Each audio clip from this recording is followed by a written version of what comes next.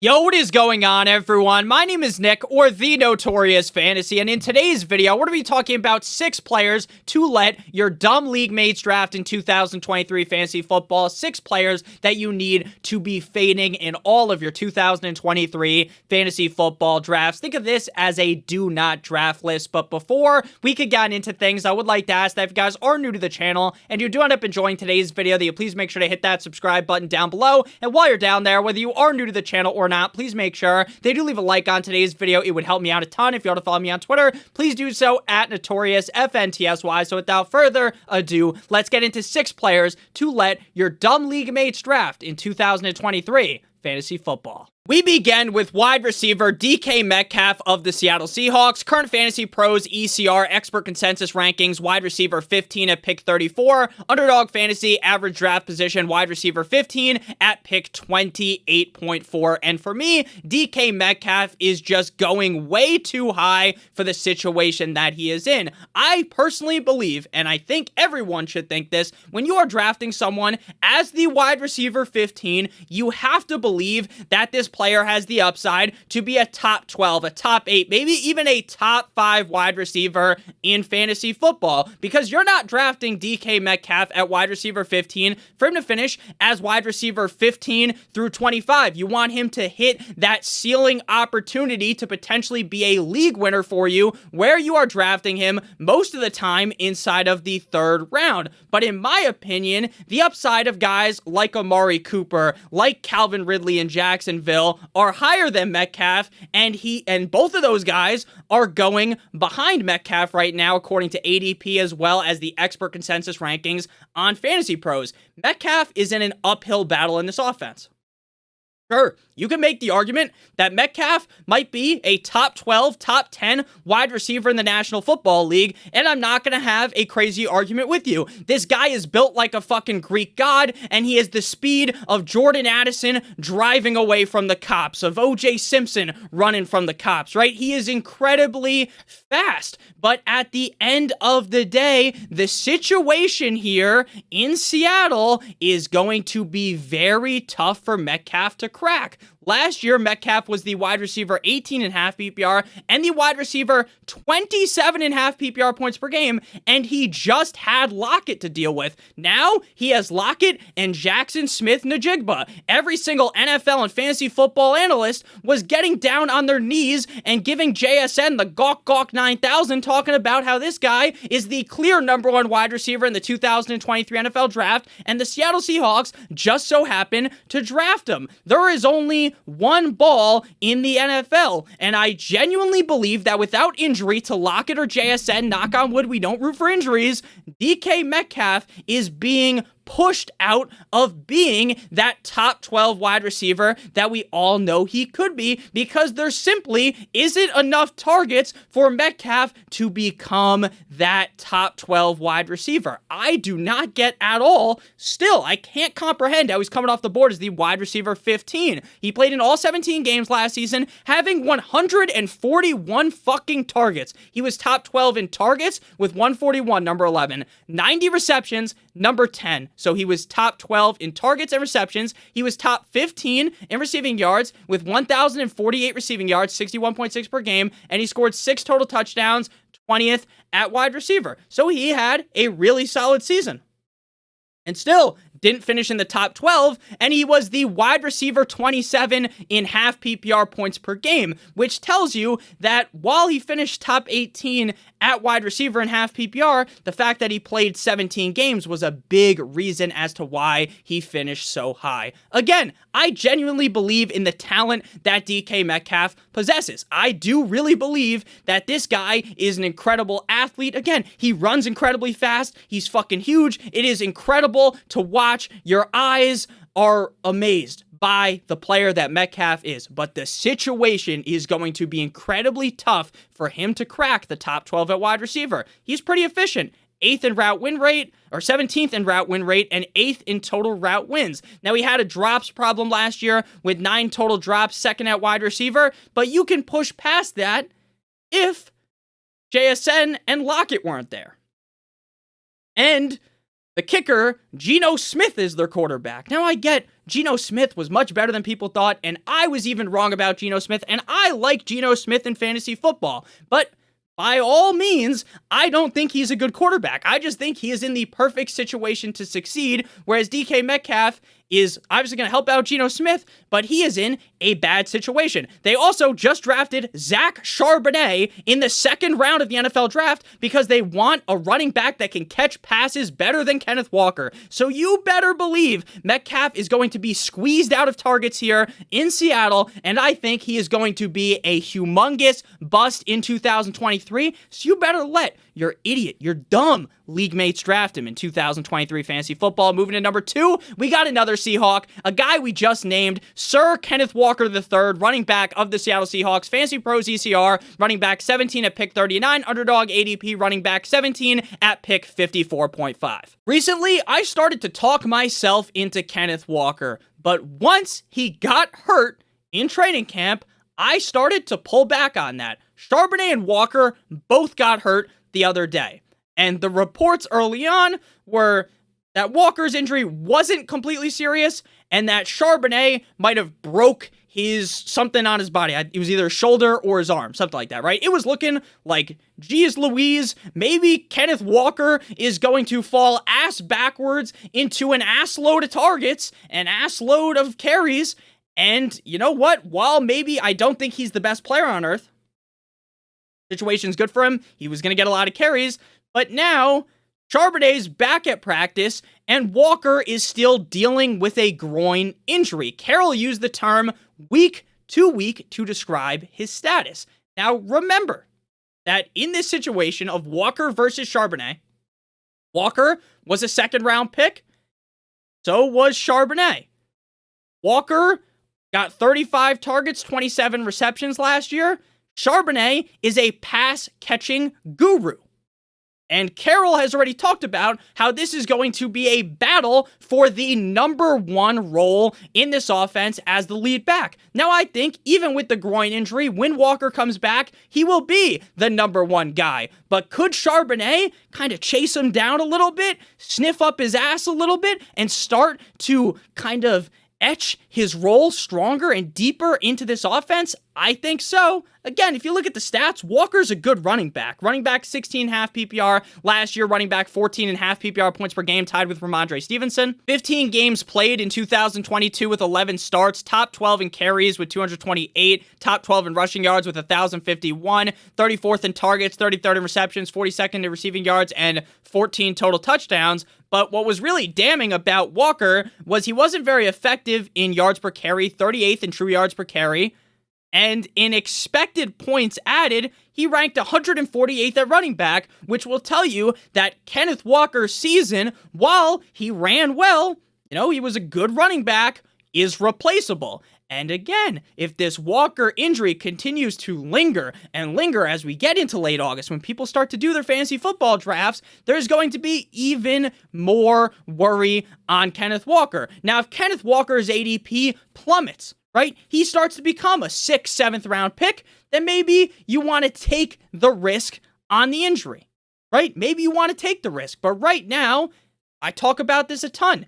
In fantasy football, you do not want to be chasing injuries. We know Walker already hurt his groin. Injuries, they're going to find you, and they're going to get you. They're not only going to destroy your fucking team, it's going to hurt a lot, right? It's not going to be just a painless beating. You're already knocked out. No, they're going to beat you over the side of the head and then put their nuts on your forehead, right? The injuries are going to find you. So don't search them out in the offseason, especially if Walker, 4 weeks from now, we're getting real close to the season and he's still not back.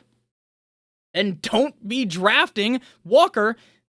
Very scary, right? This is a very scary injury for running back, the groin injury, in my opinion. Now, I'm as much of a doctor as Johnny Sins, but I was already worried about Walker.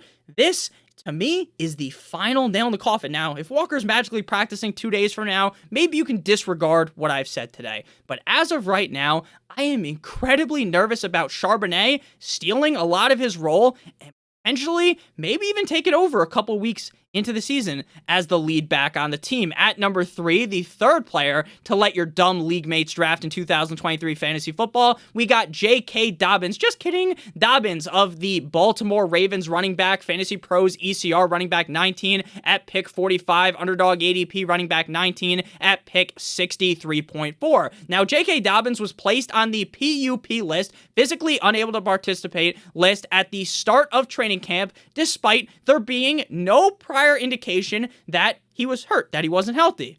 Well, Dobbins doesn't appear to be hurt because he actually isn't hurt, but he has been absent from minicamp because of a contract-related issue. Since he's entering the 4th year of his career, he's looking for that new deal. Now, Dobbins hasn't played a crazy amount of games, but he wants that bag. These running backs want their bag. I get it. They deserve their money. I'm not sure why Dobbins is looking for a fucking boatload of money, like some gold doubloons, like you're in fucking the Pirates of the Caribbean. That's what Dobbins is looking for. He wants that deal. But he has not just zero leverage, he has negative leverage. There is zero fucking leverage for Dobbins. But this is still a concern because we are in training camp and he's still not there. Now, maybe he'll show up a couple of weeks from now, but maybe Gus Edwards is able to cut in a little bit into that workload because Dobbins just isn't there. The coaches have already talked about how they're not sure even how healthy he looks right now because they haven't seen him.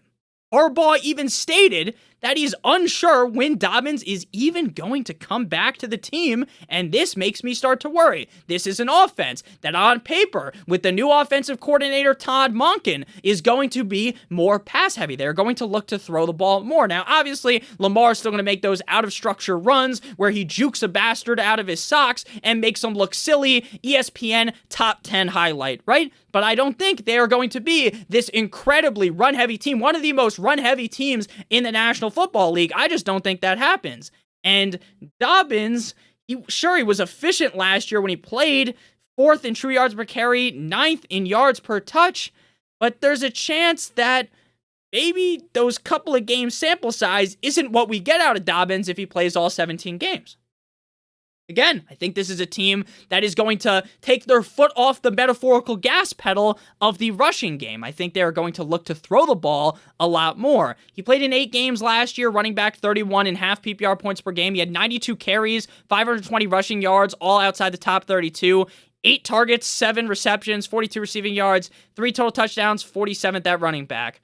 In 8 games, you get 8 targets. Now, again, I don't think J.K. Dobbins is allergic to catching the ball in the same way that Julio Jones was allergic to scoring touchdowns.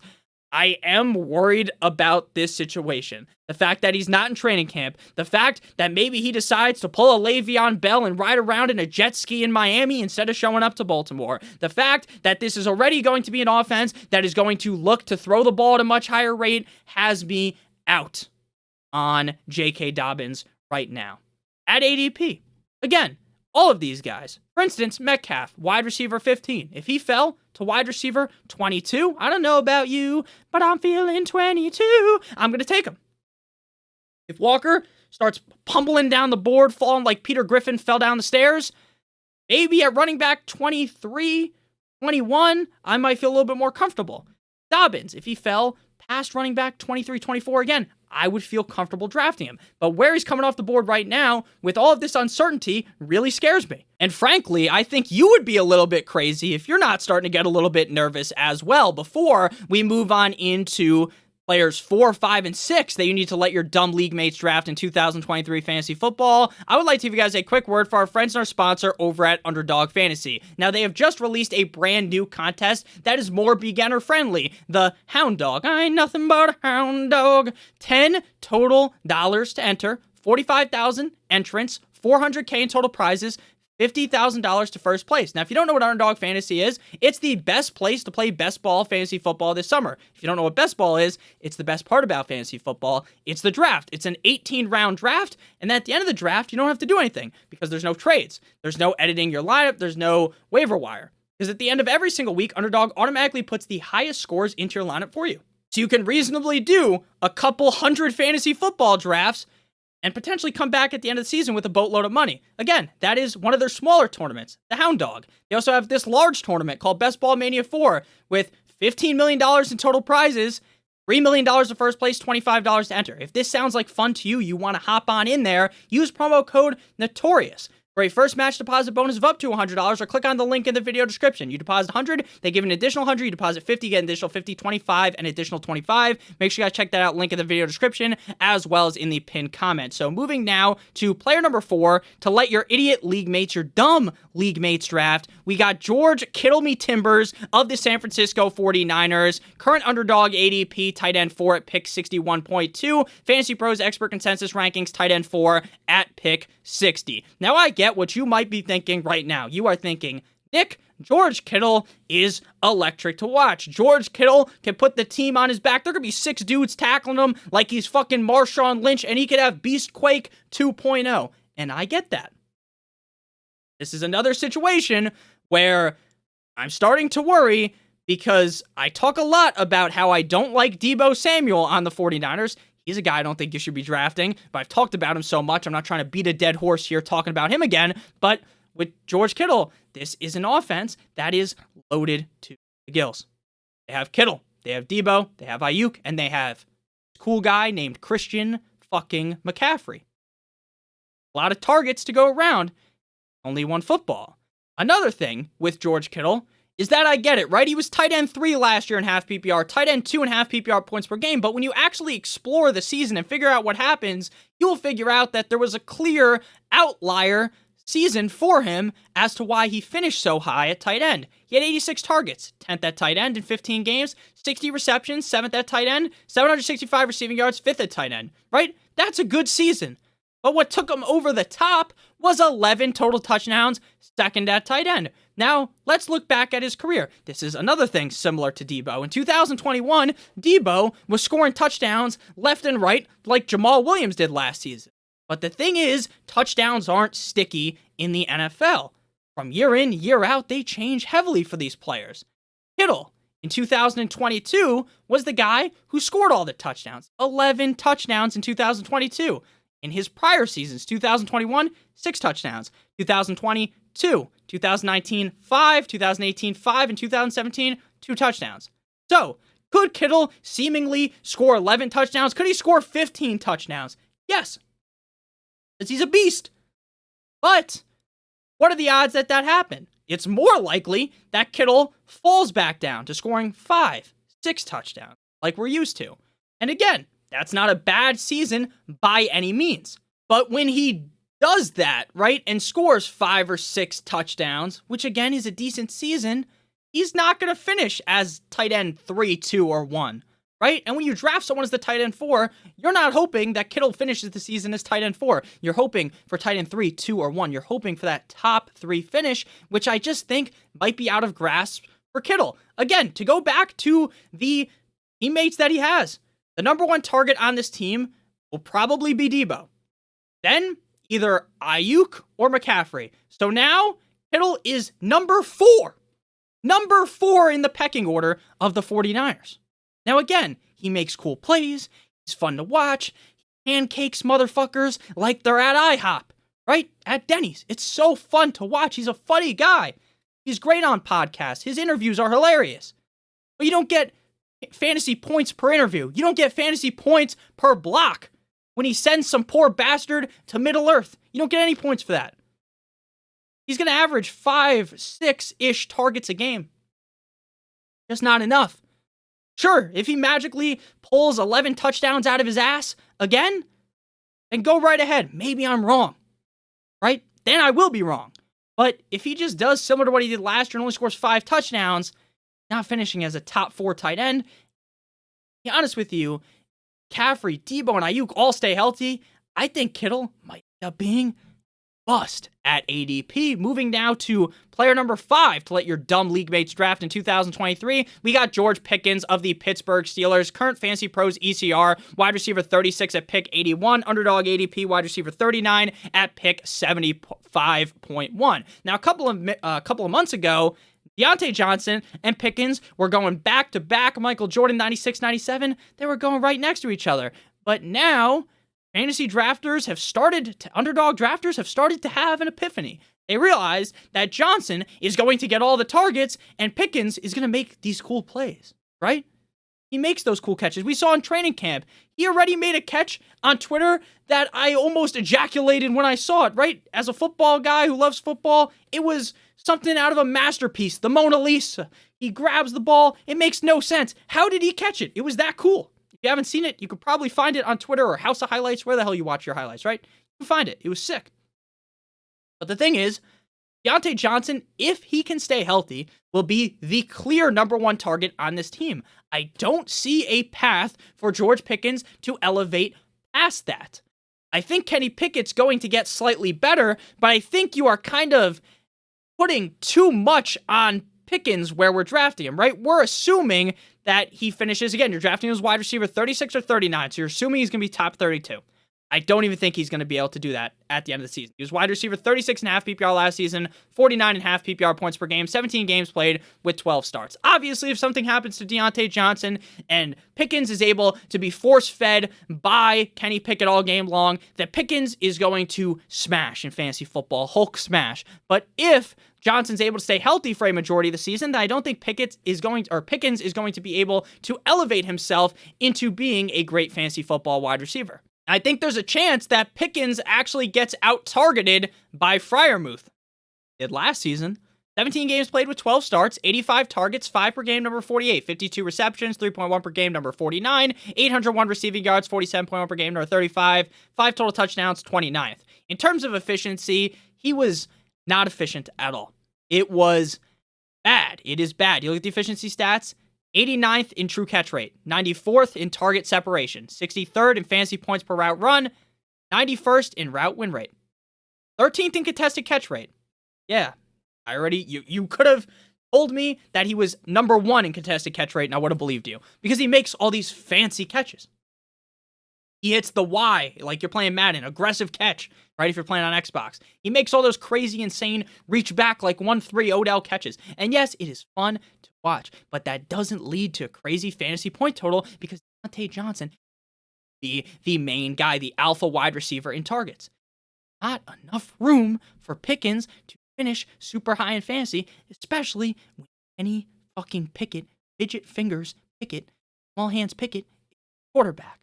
I don't think Pickett is going to be as bad as he was last season, but I don't think from year 1 to year 2, he's going to go from Pickett to fucking Patrick Mahomes. I just don't think he's going to. Again, I like the player Pickens. I just don't like the situation. I really believe in Diontae Johnson. You don't believe in Diontae Johnson? You can like George Pickens. But if you believe in Diontae Johnson like I do, like you think he could be a top 12 receiver in fantasy, there is no reason for you to like George Pickens, final player to let your dumb league mates draft in 2023. We got Chigoziem, Okonkwo, Chig, tight end of the Tennessee Titans, Fantasy Pros ECR, tight end 12, pick 120, Underdog ADP, tight end 14, pick 139.5. If you haven't enjoyed thus far, make sure you hit that subscribe button as well as hitting that like button. He was the tight end 23.5 PPR last year, tight end 28.5 PPR points per game. In terms of routes run, his usage in this offense, it wasn't very high, but he was getting targeted when he was out there, right? 17 games played with 8 starts. He had 46 targets, 30 at tight end, 32 receptions, 29th at tight end, 450 receiving yards, 20th at tight end, and 3 total touchdowns. He was number 1 in yards per route run, 2nd in yards per target, and 1st in yards per reception as a tight end. So he had a solid season, but the problem is that this is an offense that is very run heavy. One of the most run heavy offenses in the National Football League. This is a team that when they're on the goal line, there is no doubt in my mind that Derrick Henry is going to get the ball. And if they don't give it to Derrick Henry, they're going to throw the ball to DeAndre Hopkins. So the addition of DeAndre Hopkins has basically sucked all of the value, all of the life out of Chig having a great season in 2023. Now, I think that Chig will have a couple of good games this season. Because, again, in the red zone, he's a big-bodied guy. He's going to have some good games. But when push comes to shove, he has went from the number 2 target on the team with Treylon Burks just ahead of him, right? The other wide receiver core there, Kyle Phillips, these other guys, Nick Westbrook, Ikain, they can't hold Chig's jockstrap. But now they have DeAndre Hopkins. Now they have a red zone monster, a guy that you throw the ball within 70 feet of him, and he's going to catch it. He is a monster. DeAndre Hopkins, legit. So Chig has basically been put into the cuck chair. He has been cucked by DeAndre Hopkins, Adam 22 style. I think that Chig is still a good player, but at tight end 12, tight end 14, I just don't think he has what it takes to be that league-winning tight end, and I just don't really want to take him. I get it in best ball, because you could draft 3 tight ends and you never have to actually throw Chig into your lineup because they automatically throw him in if he has the highest score of the week. But in redraft, where you got to figure out when you're going to start Chig, your hair is going to turn fucking gray. Your hair might start falling out. It's going to be bad. So don't draft Chig in 2023. Thank you guys all so much for watching. Let me know down below in the comment section, do you agree with this list? Do you think you should be fading Metcalf, Walker, Dobbins, Kittle, Pickens, and Chig? Or do you think you like some of these guys? Maybe you like all of them. Let me know down below in the comment section. I love all you guys so much. I hope you have a great guys' day. Make sure you guys check out Underdog Fantasy. Again, link in the video description. Have a great one. And as always, good boy.